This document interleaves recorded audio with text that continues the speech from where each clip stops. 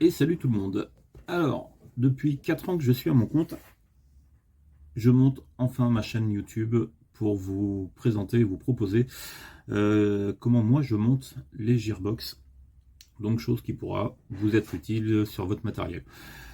On parlera sur cette chaîne de calage, d'étanchéité, précision, portée, les petites modifs à faire, les réglages AOE et ainsi de suite. Donc, c'est parti.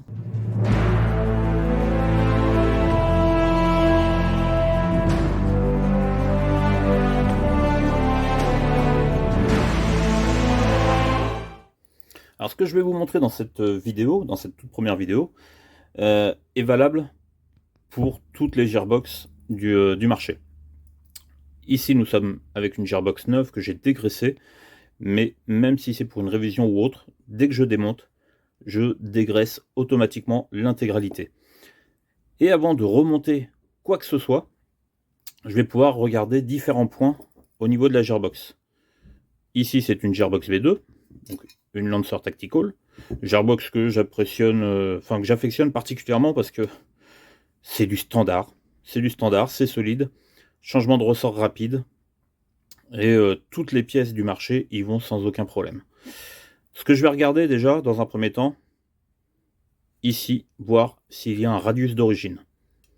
Le radius permet de fiabiliser un peu plus les coques de Gearbox et de prévenir la casse qui est à ce niveau-là. Donc ici, je regarde bien évidemment qu'il n'y ait pas de fêlure en haut ou en bas. Intérieur-extérieur, donc celle-là est neuve, il n'y a aucun problème.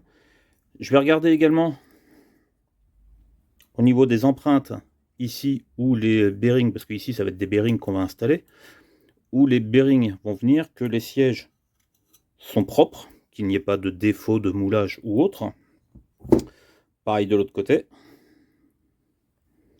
Rien qui dépasse, il n'y a rien qui accroche. On va regarder également au niveau du piston, là où ça coulisse, qu'il n'y ait pas que ce ne soit pas spécialement trop rugueux, ou qu'il n'y ait pas comme ici, qu'il y ait un petit accroc de moulage vers l'intérieur. Donc on en a un ici, et on en a un petit de l'autre côté.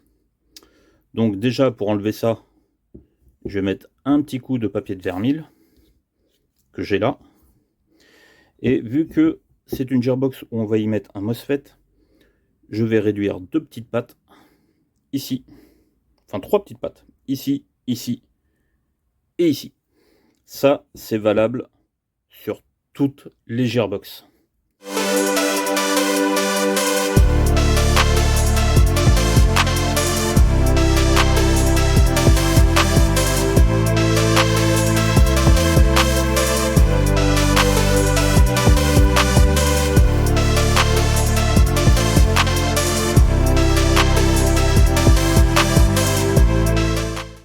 Donc, une fois nettoyé, on se retrouve avec un rendu comme celui-là.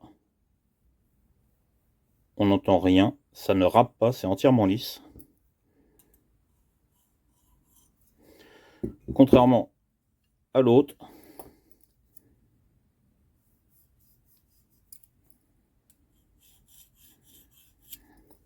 donc pourquoi je fais ça? Tout simplement pour éviter une usure prématurée du piston à cause des différents frottements qu'il peut y avoir, et aussi fluidifier le mouvement.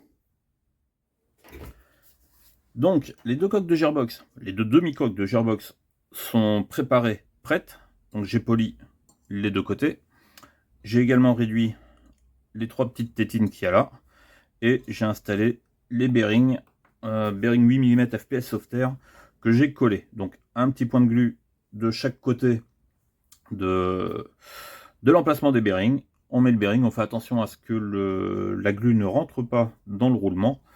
Et ça permet de les maintenir en place. Les bearings sont ceux-ci. Donc du FPS Softair 8 mm. Hein. Ceux qui me suivent sur Facebook savent que je monte énormément de FPS Softair dans mes Gearbox. Et dessus, nous allons mettre du SHS en 18 pour 1. Pourquoi 18 pour 1? Et pourquoi des bearings et non pas des bushings? Donc 18 pour 1, tout simplement parce que la réplique va jouer à 1 joule 5.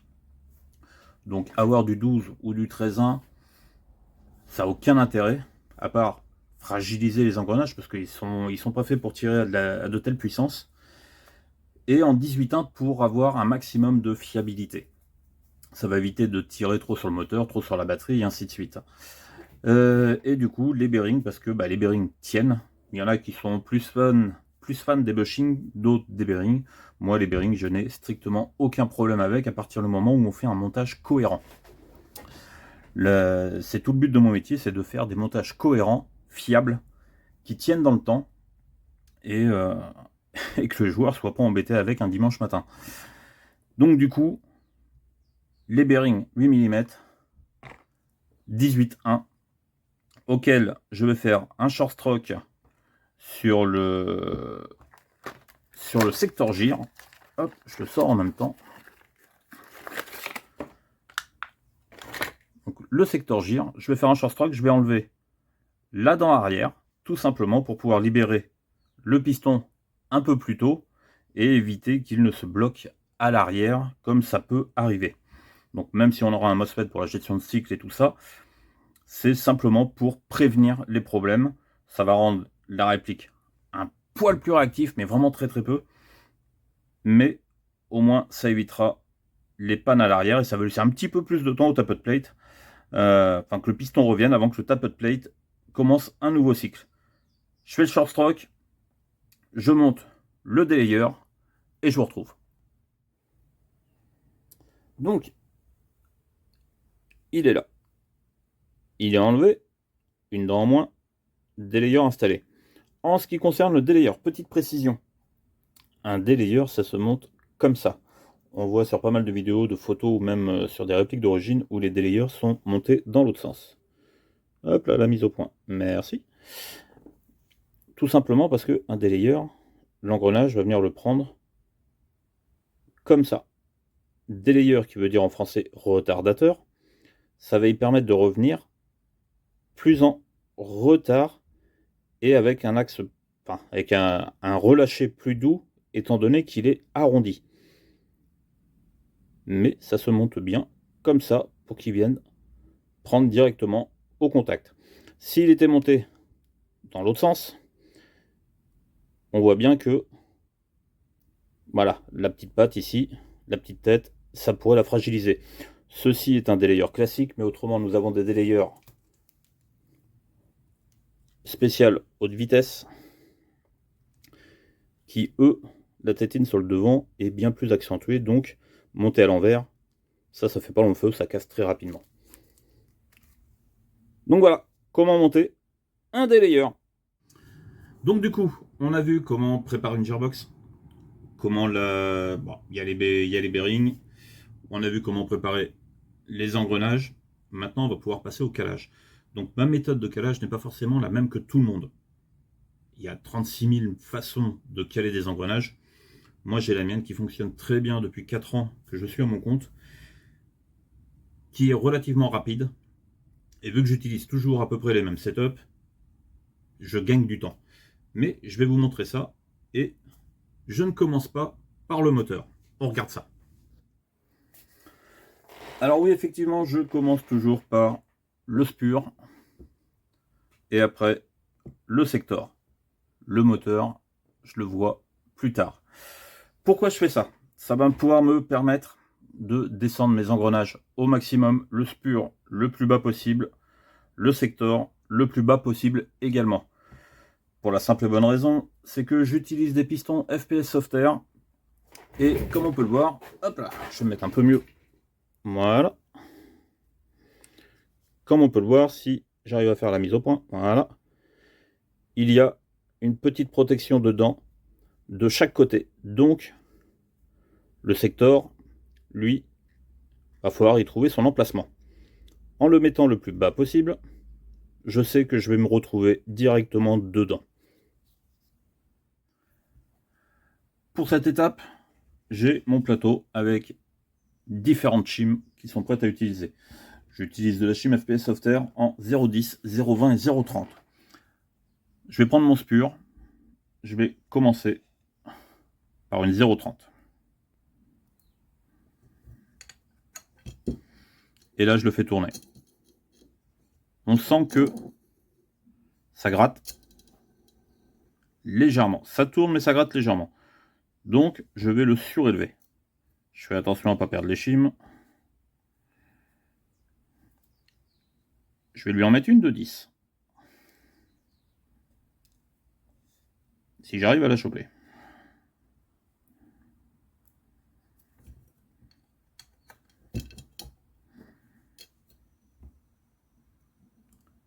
Là, on voit que ça tourne. Il n'y a plus rien qui gratte. Donc là, on est bon. Je vais prendre mon secteur. Je vais y mettre une 2,30. Et je ne vais pas y mettre une 2,10 comme l'autre. Je vais y mettre une deuxième 2,30, histoire d'avoir un petit jeu entre les deux.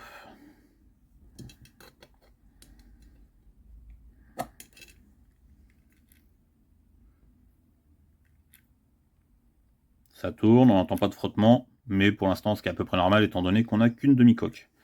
Ce que je vais vérifier tout de suite, c'est en tenant les deux engrenages, me munir d'une petite lumière, et je vais vérifier l'écartement qu'il y a entre les deux engrenages. Alors je ne sais pas si on va bien le voir ici, mais vous voyez, entre les deux engrenages, ça fait un petit jour. On va réduire cet espacement au maximum. Donc pour l'instant, je vais le laisser comme ça. Je vais finir de caler ces deux engrenages-là correctement.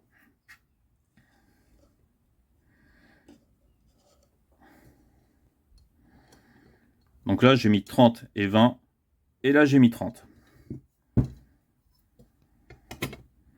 On va refermer la Gearbox. Et moi, j'aime bien, c'est en permanence les refermer avec deux vis. Je décale un peu, parce que sinon, le tournevis va taper dans le téléphone. Et après, ça fait trembler comme ça.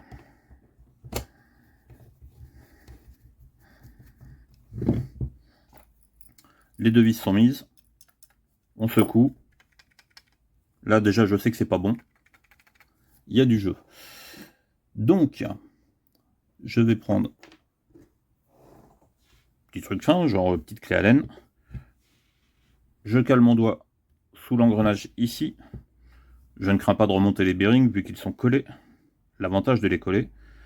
Et je vais regarder le jeu que j'ai ici. Et pareil pour l'autre. Là, je peux m'apercevoir que sur le spur, j'ai un léger jeu, mais c'est pas énorme. C'est même... Il n'y a même pas de jeu du tout. C'est juste les vibrations de la clé que je sens. Et l'autre, j'ai un petit jeu où je vais pouvoir y remettre une chime.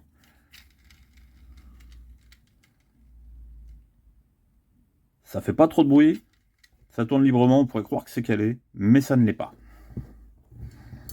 Donc, je vais rouvrir.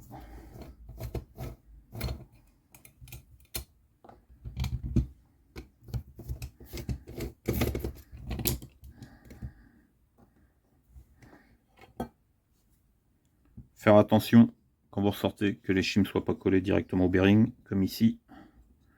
On la reprend, on la met en place tout de suite. J'ai vu que j'avais du jeu sur celui-là.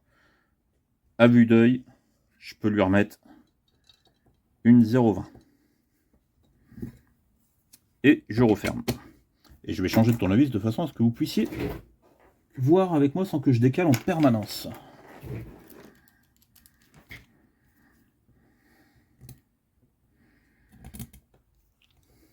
Je suis habitué à mon matériel, à ma façon de faire, mais le but de la vidéo, c'est que vous puissiez voir aussi.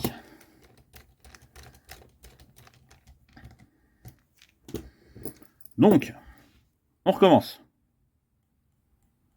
Ici, je suis relativement bien. Ici, je n'ai pratiquement plus de jeu. Donc 0,20, ça allait. Je fais un test, voir si tout tourne correctement.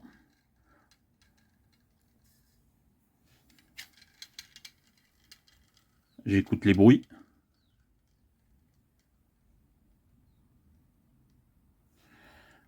Et ce qu'on peut faire aussi, c'est le faire tourner. Voir dans tous les sens. Voir s'il n'y a rien qui accroche.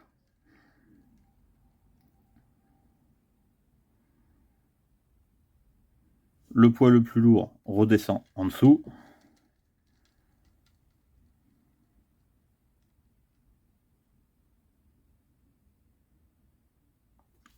On est plutôt propre. Ces deux engrenages-là sont calés. Maintenant, je vais m'occuper de l'autre. Donc, je redémonte.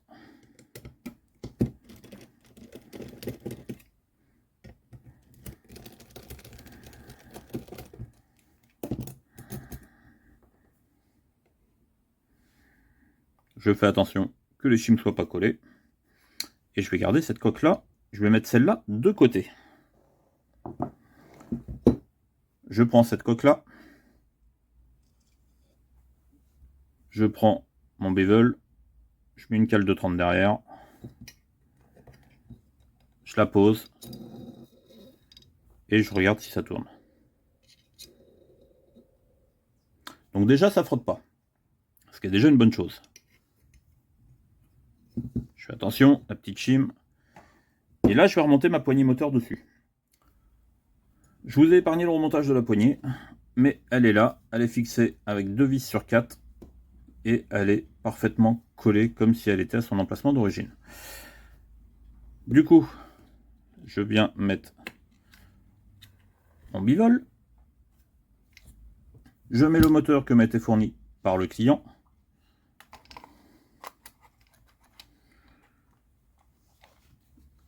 Et je viens refermer. Donc ici en plus, c'est simple. On est sur un type de poignée rapide. Ce qui va pouvoir me permettre de me libérer une main et d'aller voir ce qui se passe à l'intérieur. Ce qui va nous intéresser, ça va être que le moteur soit assez haut pour que tout l'engrenage du moteur vienne prendre sur la totalité des dents sur le bivol. Donc pour l'instant, on va déjà régler la profondeur et après on va régler la hauteur du bivol. Donc là, je suis bas. Un petit tour de clé. Et je remonte le moteur de ce que j'ai besoin.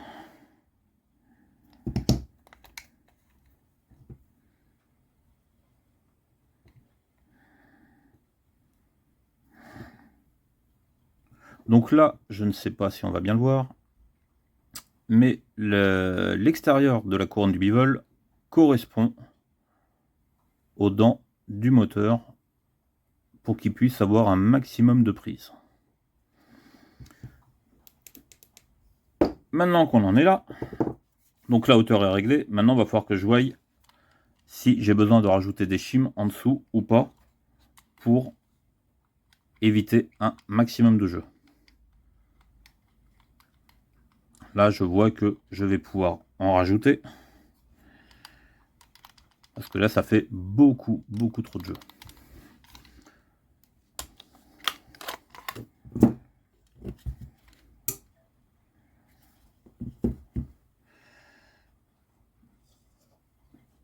Je remets une 0,20. Donc j'avais déjà une 0,30. Je remets une 0,20. Je pose. Je vérifie. Ça tourne. Alors excusez-moi si c'est pas toujours cadré correctement. C'est ma première vidéo YouTube que je fais en explication comme celle-là. Ça s'arrangera avec le temps. Donc je replace mon moteur. Allez.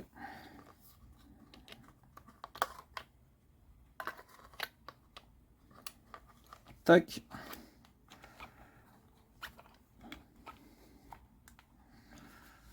Je referme le tout. Et je revérifie.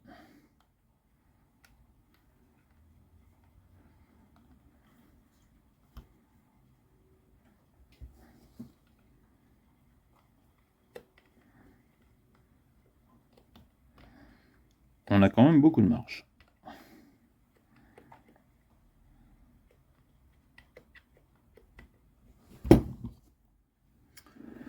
Désolé, j'ai été obligé de couper, mais c'est pas bien méchant en soi. Donc j'ai continué comme je vous expliquais. Et là, je suis arrivé à quelque chose d'assez sympathique. L'engrenage est en place. Il ne remonte pas. Il ne joue pas comme au début. Ça veut dire que ici, il est calé avec cette partie-là.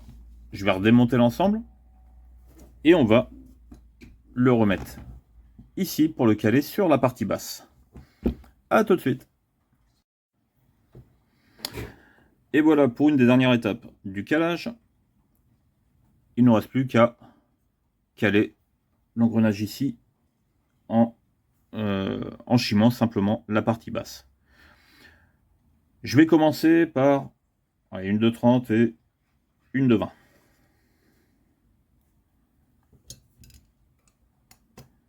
Je le mets en place. Et là, tout de suite, je regarde si j'ai du jour entre le spur et le bevel. Effectivement, j'ai un petit peu de jour. Donc, ça me permet de voir déjà si j'ai de la marge après, si j'ai besoin de renlever des chimes ou pas. Je referme.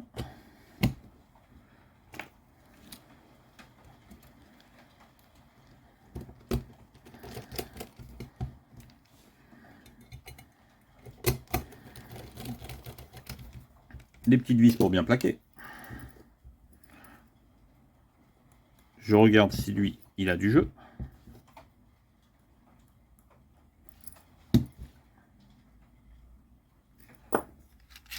Pas spécialement de jeu.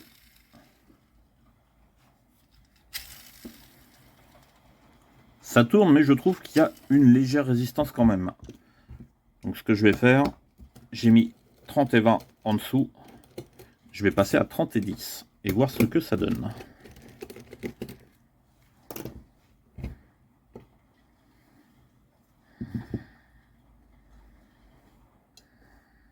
La 30 est dessus. La 20, si j'arrive à la sortir, elle est là. Je vais mettre une 10 à la place.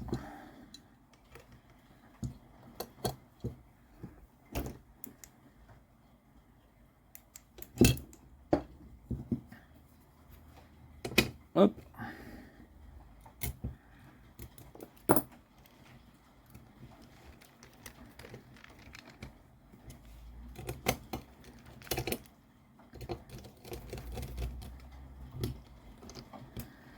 Les deux vis.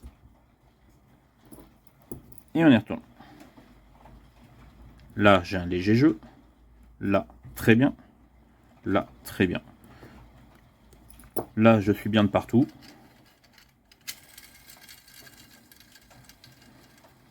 Ça tourne librement. Donc du coup, là, j'ai réduit les contraintes mécaniques.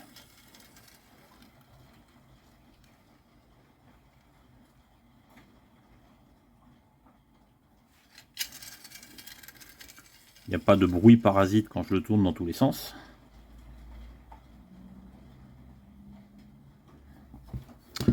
On est propre. Donc là, pour moi, le calage est bon. Pour terminer, en termes de vérification, ce que vous pouvez faire, on a déjà vu quand on a calé les deux engrenages du haut, donc le secteur gire et le spurgire. Le spurgire, je bafouille, désolé. On avait déjà regardé avec la lumière en passant par ici et en regardant par là, voir l'écartement qu'on avait entre les deux engrenages où il faut qu'il soit le plus petit possible, histoire que les dents soient le plus en contact possible pour une dispersion des forces et ainsi de suite. On va dire ça comme ça, j'ai pas les termes exacts en tête, mais on va dire ça comme ça. Pour ce qui est donc du bevel par rapport au spur, on peut également le vérifier. Ici, on a une petite ouverture à l'arrière. Je ne sais pas si vous allez bien le voir. Mais là, on voit le léger espace qu'il y a entre les deux, mais ça suffit pour le fonctionnement. Donc c'est la fin de cette première vidéo. Je vous le répète, elle n'a pas pour but de vous dire il faut absolument faire comme ça ou quoi que ce soit. Des méthodes de montage, il y en a 36 000. Moi, je vous explique juste ce qui fonctionne pour moi depuis 4 ans et sur lesquels je n'ai pas de retour de casse mécanique dû au montage ou autre. En espérant que cette vidéo vous ait plu, on se retrouve prochainement. Ce sera pour la partie pneumatique où sur cette gearbox-là et les pistons que je monte et ainsi de suite. Je vais pouvoir vous donner quelques petites indications aussi, quelques petits tips afin de réduire les contraintes mécaniques au maximum encore une fois. On l'a fait sur les engrenages, on va le faire sur la pneumatique. Et après, on verra pour poser un MOSFET à l'intérieur et un paramétrage complet de la machine.